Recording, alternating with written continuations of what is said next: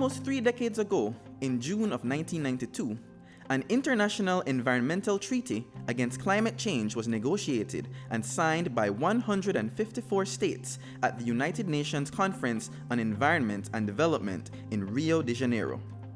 Since 1995, every year, the Conference of Parties, better known as COP, is held.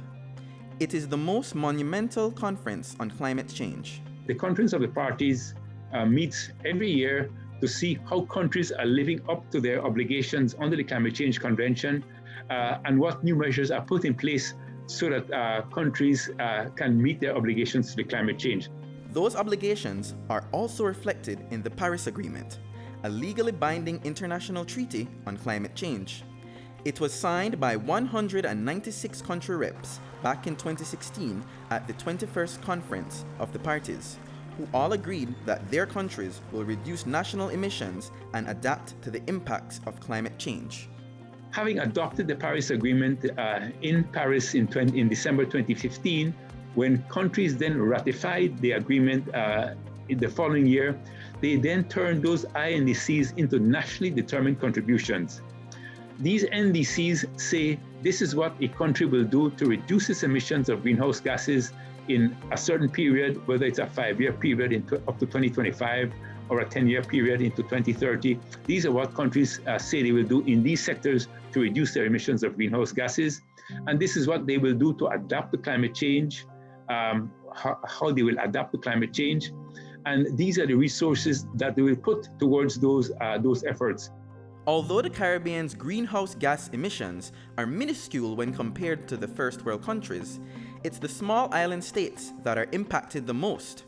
Fortunately, these states have united to make a difference. As a small country, our contribution in the international negotiations would be small if we went in as only one country. But because we are part of CARICOM, the 14 member states of CARICOM, we then have a stronger voice. But within AOSIS, we are now part of a 43-member bloc. So as 43 countries, we have a lot of weight. So we can then speak authoritatively. We can share our expertise among our member states. So how can Belize benefit from participating in this year's COP26? And what is our mission on a global scale? While we're responsible to negotiate some of our national positions, we take a two-pronged approach, whereby first, it is important for us to look at some of the priority areas of the country, right? And then look at some of the priority areas that are being negotiated internationally. This is what you consider one of the largest climate change related fair, right, globally. So we then take the opportunity to network or to pitch to either other countries, to organizations, to share with them as a country what we're doing and what we hope to achieve, not only in the short term, but more the medium and long-term view when it comes to combating some of the impacts and effects of climate change.